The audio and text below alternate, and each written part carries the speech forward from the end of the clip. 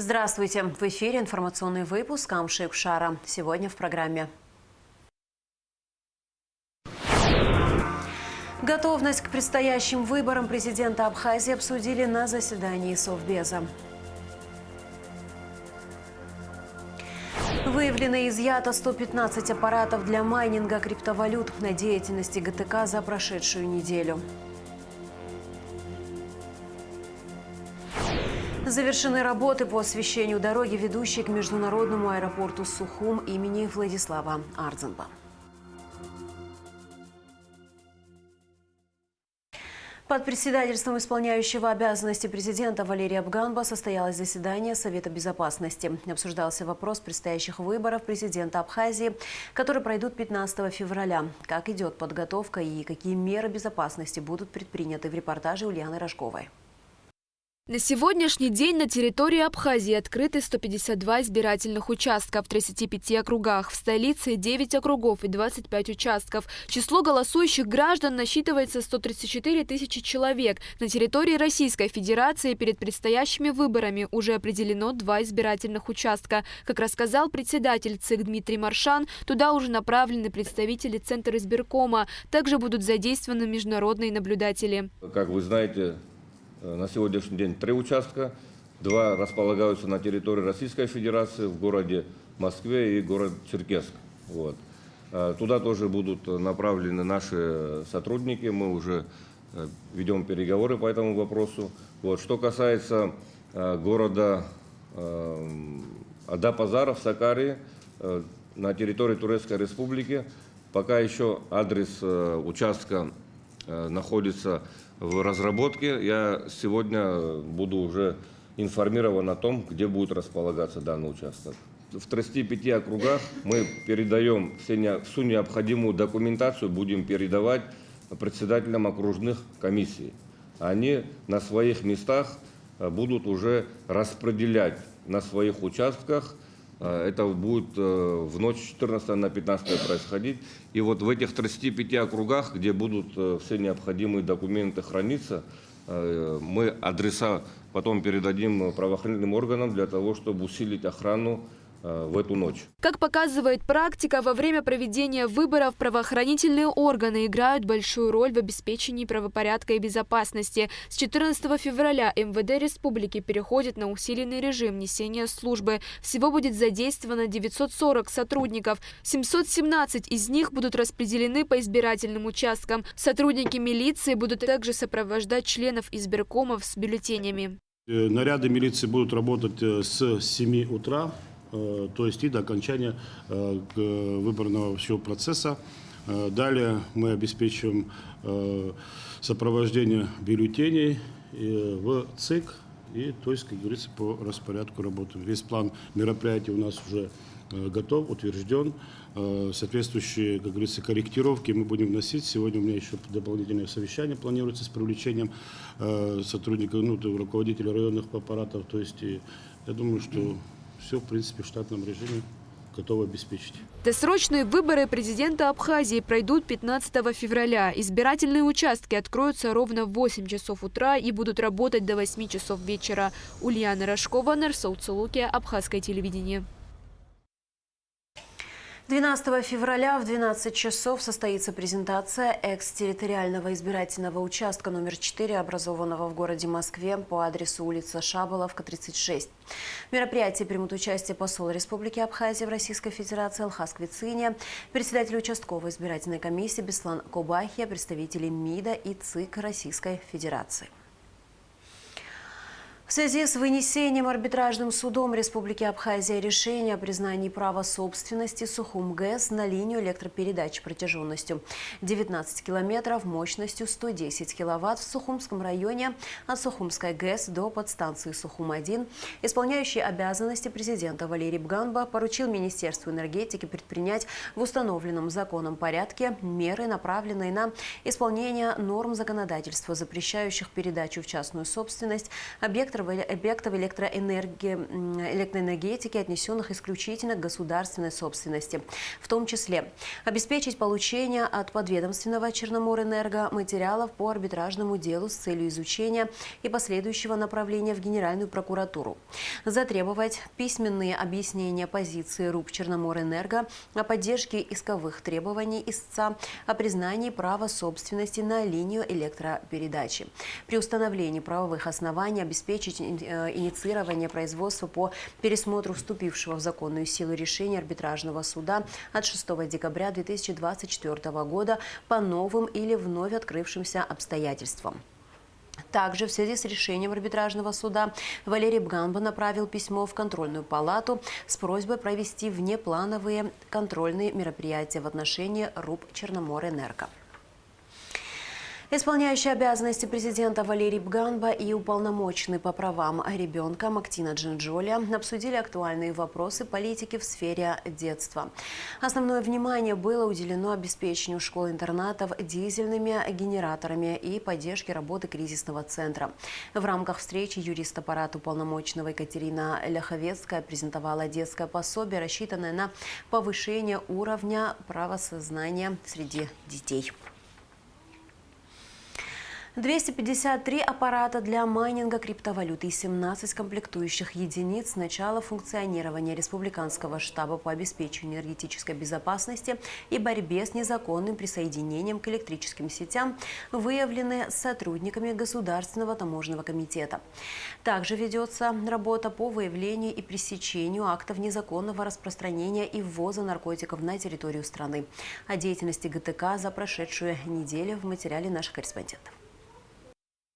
С момента функционирования Республиканского штаба по обеспечению энергетической безопасности и борьбе с незаконным присоединением к электрическим сетям выявлены 15 фактов административных правонарушений. Обнаружено и изъято 253 аппарата для майнинга криптовалют и 17 комплектующих единиц. За прошедшую неделю возбуждены 2 дела об административных правонарушениях. Также обнаружено и изъято 115 единиц вычислительного оборудования. 3 февраля 2025 года, это вот что было на прошлой неделе, в 15 часов 00 минут, сотрудниками отдела по борьбе с контрабандой и таможенных правонарушениях таможенного поста ПСОУ совместно со сотрудниками службы госбезопасности осмотрено подсобное помещение домовладения, расположенного по улице Гулия, в городе Сухум, дом 119.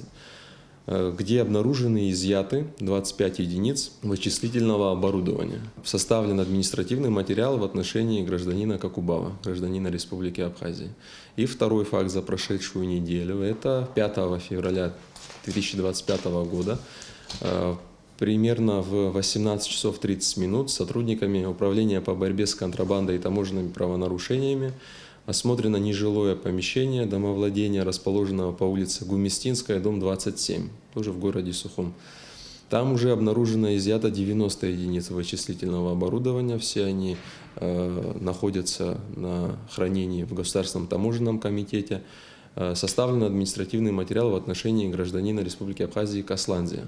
Правоохранительные подразделения Государственного таможенного комитета выявляют преступления, связанные с ввозом наркотических средств в республику. Работы проводятся отделом по борьбе с контрабандой и таможенными правонарушениями совместно с сотрудниками управления уголовного розыска МВД и линейными отделами милиции. Сотрудниками отдела по борьбе с контрабандой и таможенными правонарушениями на таможенном посту ПСО совместно с управлением уголовного розыска Министерства внутренних дел Республики Абхазия и линейным отделом милиции на железнодорожном транспорте в городе Гагра. В зоне таможенного контроля и режима остановлено автотранспортное средство ВАЗ под управлением гражданина Урумян. При личном досмотре у него обнаружен и изъят белый бумажный сверток с белым кристаллическим веществом, кристаллообразным. Впоследствии экспертами ЭКЦ установлено, что изъятым веществом является наркотическое средство метадон массой 2,408 грамма. И второй факт за прошедшую неделю, это у нас 6 февраля 2025 года, примерно 18 часов 10 минут, сотрудниками отдела по борьбе с контрабандой и таможенными правонарушениями на таможенном посту ПСО совместно с сотрудниками линейного отдела железнодорожной станции города Гагра в зоне таможенного контроля и режима основное автотранспортное средство марки ВАЗ под управлением гражданина Чачебая. При личном досмотре также у него обнаружен и изъят белый бумажный сверток с кристаллообразным веществом. Впоследствии эксперты дали заключение, что им является наркотическое средство мифедрон массой 0,641 грамм. Государственный таможенный комитет продолжает работу по выявлению и пресечению фактов незаконного распространения и ввоза наркотиков на территорию страны и борьбе с незаконными подключениями к электрическим сетям. Гугу Савардания, Гинал Гвинджия, Абхазское телевидение. Российские специалисты проведут масштабную диспансеризацию школьников по договоренности с Российской Федерацией 12 января. В 9 часов начинается масштабная диспансеризация детей Абхазии. Об этом проинформировал исполняющий обязанности министра здравоохранения Эдуард Будба на брифинге в Минздраве. Из Национального медицинского исследовательского центра здоровья детей Москвы уже прибыли 10 узкопрофильных специалистов. Детский хирург, педиатр, уролог, андролог, психиатр, отоларинголог, офтальмолог, врач УЗИ, кардиолог, эндокринолог и невролог. Первыми осмотр специалистов пройдут ученики 10-й горской школы города Сухум. Затем диспансеризация охватит не только городские, но и отдаленные сельские школы по всей республике. Эдуард Будба также рассказал, что на следующей неделе ожидают прибытия 2-й бригады из России. Всего планируется от 5 до 7 врачебных бригад, работа которых будет осуществляться до конца учебного года. В состав бригад включены и абхазские специалисты. Из Национального медицинского исследовательского центра здоровья детей в город Москва уже прибыли 10 специалистов, узкопрофильных специалистов для оказания помощи нашим детям в виде диспансеризации. Значит, в составе бригады находится детский хирург, педиатр, уролог, андролог, психиатр, отоларинголог, офтальмолог, врач ультразвуковой диагностики, кардиолог, эндокринолог и невролог. Мы начинаем диспансеризацию с 10-й горской школы города Сухум. Значит, будет обследовано детское население, школьное население. Далее, на следующей неделе будет доставлена еще следующая бригада в Республику Абхазия в составе также узкопрофильных специалистов. Будут распределены наши коллеги по всем районам Республики Абхазия. Планируется от 5 до 7 врачебных бригад, которые будут дислоцированы практически во всех районах республики. В планах завтра начало диспансеризации, срок окончания приблизительно это конец мая месяца сего года. Поэтому такая масштабная, большая, крупная диспансеризация детского школьного населения проводится впервые в Республике Абхазия. В новейшей истории не было такого крупного мероприятия. Обследовались школьники благодаря помощи Минздрава совместно с другими благотворительными организациями. Это были точечные выезды в разные школы, отдаленные. Все абсолютно бесплатно, на добровольной основе. Родители могут отказаться при необходимости от данной диспансеризации. Никто не навязывает диспансеризацию. Но мы понимаем, что она крайне необходима нашей республике для того, чтобы мы могли выявлять те сложности и те проблемы, которые сегодня могут быть у детишек школьного возраста. К другим новостям завершены работы по освещению дороги, ведущей к международному аэропорту Сухум имени Владислава Ардзенба. Заказчик управления капитального строительства. Генеральным подрядчиком выступила РУП «Черноморэнерго». Вот так сегодня выглядит дорога, ведущая к аэропорту Сухум в Гулрыбшском районе. Хорошо освещенная трасса позволяет водителям быстрее и лучше реагировать на дорожную обстановку, видеть другие транспортные средства, пешеходов, дорожные знаки и разметку. Все работы по освещению дороги были начаты в сентябре 2024 года. Общая протяженность трассы 4 километра. Всего установлено 133 новых опор. Трассу освещают 266 светильников, по 2 лампы на каждой опоре. С целью обеспечения конструкции электроэнергии был установлен новый трансформатор. На данном этапе установлены все опоры, светильные лампы, то есть работы все завершены, работы сделаны качественно, замечаний нет. Заказчиком выступило управление капитального строительства Генеральным подрядчиком являлась Черноморэнерго. Все выполнено в соответствии с требуемыми нормами, в соответствии с проектно-сметной документацией. Следует отметить, что освещение на дороге было в очень плохом состоянии. Сейчас данный участок освещен с поворота до въезда в аэропорт, создавая более комфортные условия для движения, уменьшая усталость водителей и пешеходов. Аэропорт – объект стратегический. Все работы выполнены с учетом необходимых требований. По словам инженера технадзора УКС Астамура Агрба, проект обошелся в 29 миллионов 141 тысячу рублей. Практически все с России у нас заказывали: оборудование, опоры, лампы. Запас есть, конечно, запасом привезли. В случае каких-то неполадок, поломок, аварийных ситуаций у нас есть чем заменить. Это важный стратегический объект, очень строгие нормы применены к нему. И, соответственно, все сделано в соответствии с требуемыми нормами. Нигде не отклонились, все в соответствии с проектом, с проектно-сметной документацией. 7 февраля аэропорт принял первый тестовый рейс с пассажирами из Внуково. Запуск аэропорта разгрузит КПП ПСО и сделает Абхазию более доступной для туристов. Регулярные перелеты планируют наладить к началу туристического сезона в мае 2025 года. Шазина Ханагуа, Камила Джопуа, Абхазское телевидение. В Абхазии с рабочим визитом находится делегация Нижнего Новгорода, города-побратима нашей столицы. В администрации Сухума прошла встреча, на которой обсудили вопросы реализации инфраструктурных проектов. 12 февраля намечено подписание соглашения между Сухумом и Нижним Новгородом, своего рода дорожная карта совместных мероприятий, реализуемых в течение этого года. Уже на протяжении 13 лет с Нижним Новгородом налажено плодотворное сотрудничество в культурной, образовательной и спортивных сферах. Стороны видят большой потенциал и для дальнейшего сотрудничества, в частности в сфере туризма. Обсуждалась и возможность налаживания авиасообщения между городами с открытием аэропорта. Много лет уже имеем какие-то отношения. Дай Бог, они будут развиваться вперед тоже. Мы всегда рады вас видеть. Сейчас вот будем готовиться, да, по поводу подписания этой дорожной карты. Какие-то намеченные мероприятия, которые еще в прошлом году мы наметили, будем реализовывать с вашей помощью.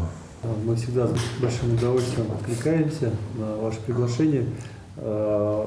Всегда стала доброй традицией уже в начале года, в феврале, приехать сверить часы, посмотреть, в каких направлениях нам надо где-то побольше взаимодействовать.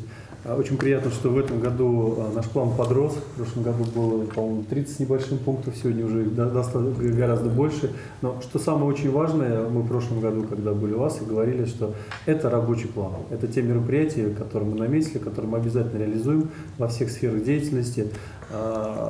Уверен, что сюда в течение года какие-то идеи появятся, добавятся мероприятия. И уверен, что вот именно это хороший пример взаимодействия во всех сферах, повторюсь. И это очень хорошо, самое главное, для наших жителей, для наших народов, для наших городов. Вам большое спасибо. Мы очень рады всегда к вам приезжать. Сфер взаимодействия очень много, и хочется охватить, конечно, по максимуму все. Поэтому мы движемся, мы развиваемся на благо наших народов, наших городов. Рады приветствовать столь представительную делегацию Нижнего Новгорода в городе Сухум. Еще раз отдельно вам благодарность за то, насколько вы тепло, отзывчиво относитесь ко всем нашим инициативам, вообще к нашей дружбе, к нашему братству. Мы сегодня отмечали во всех образовательных учреждениях, спортивных, то, насколько вы досконально подходите к каждому проекту, к каждому мероприятию, то уже сколько всего было сделано. И та дорожная карта, которая будет подписана завтра, она действительно наполнена теми мероприятиями, которые на 100% будут реализованы. То есть это не некий формальный документ, а то, над чем мы с вами действительно будем работать в интенсивном режиме и на благо наших двух городов. Большое вам спасибо за то, что очень много делается в образовательной сфере, в культурной, в части спортивных мероприятий. Наши дети в восторге от военно-патриотического лагеря «Хочу стать десантником». Есть уже идеи, которые мы обсуждали по поводу того, чтобы организовать подобный лагерь здесь, в Абхазии. Для детей это действительно большое подспорье в плане того, что таких проектов у нас еще реализовано не было. У нас с вами намечено проведение турнира по киберспорту. Это тоже первое своего рода мероприятие в Абхазии. У нас с вами намечена территория ритма, да, это проект по социальному предпринимательству.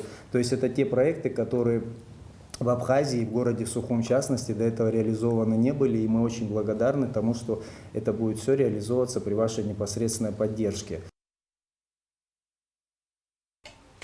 20 школьных автобусов, подаренных России, распределили по районам Абхазии. Сухумский, Гагарский, Гудаутский, Гулрыбский, Учимчирский, Ткварчалский районы получили по 3 автобуса. Галский район – 2 автобуса. Поздравить школьников прибыли исполняющие обязанности министра просвещения Иналгаблия, советник министра просвещения России Владимир Желонкин, руководитель Всероссийского студенческого корпуса спасателей Евгений Козеев, генеральный директор Центра современных спортивных технологий концерна «Росэнергоатом» Сергей Фомин. Репортаж Адица Сагария. Сегодня знаменательный день в системе образования Абхазии. Снят вопрос обеспечения сельских школ транспортом. Такая договоренность была достигнута в ходе рабочей встречи в Москве министров просвещения Абхазии и России Иналгаблия и Сергея Кравцова. Инициатива была поддержана первым заместителем руководителя администрации президента Российской Федерации Сергеем Кириенко. В сельских районах, как вы знаете, труднодоступных, часто пересеченная местность, плохие дороги, и детям сложно добираться в свои родные школы, как и учителям. Поэтому этот позыв, эта просьба наших учителей, директоров был услышан руководством России. Сегодня мы распределяем эти автобусы в школы наши. И я уверен, дети оценят этот подарок с достоинством, будут хранить этот дар долгие годы. И уверен, что мы будем и дальше продолжать поддерживать нашу систему образования с помощью наших друзей в Российской Федерации. Собравшихся на площади Свободы в Сухуме учителей, учеников столичных школ с получением новых школьных автобусов поздравили советник министра просвещения России Владимир Желонкин и руководитель Всероссийского студенческого корпуса спасателей Евгений Козеев. Действительно, по обращению Министерства просвещения Абхазии, Министерства просвещения Российской Федерации, по поручению президента с помощью корпуса спасателей, сегодня вот предоставил эти автобусы. И мы очень рады, что абхазские дети, многие смогут теперь быстро, комфортно и удобно добираться к знаниям. У нас действительно впереди очень много разных запланированных проектов, которые мы обсуждаем с Министерством просвещения Абхазии. Это и обеспечение технической школ абхазских, помощь в ремонте, предоставление грантов на развитие школ. И надеемся, что это наше сотрудничество и дружба будут продолжаться. Дети и молодежь – это то направление, которому стоит уделять отдельное, большое внимание. Мы, как Всероссийский студенческий корпус спасателей, вот уже 23 года занимаемся подготовкой и обучением и детей, и молодежи в сфере культуры безопасности. На сегодняшний день достигнуты договоренности с министром просвещения Абхазии о создании и развитии студенческого спасательного движения на территории Абхазии. Также направление по созданию и развитию школьных спасательных отрядов. В ближайшие дни автобусы марки «Газель Некст» выйдут на маршрут в самых отдаленных районах. Они будут доставлять в сельские школы не только учеников, но и педагогов. Такому значимому событию рады сами учителя. По их словам, теперь у школьников нет никаких преград, чтобы добраться до учебного заведения в нужное время. А самый главный аспект данного автотранспорта – это безопасность и комфортные 22 пассажирских места. Следующая партия школьных автобусов будет доставлена в республику в самое ближайшее время. Адица Сагария, Камила Джопуа, Абхазское телевидение. Далее о погоде. По сообщению Гидрометцентра, в среду 12 февраля в Абхазии ожидается переменная облачность без осадков. Температура воздуха ночью 0,3, днем 5-10 градусов, температура морской воды 9 градусов.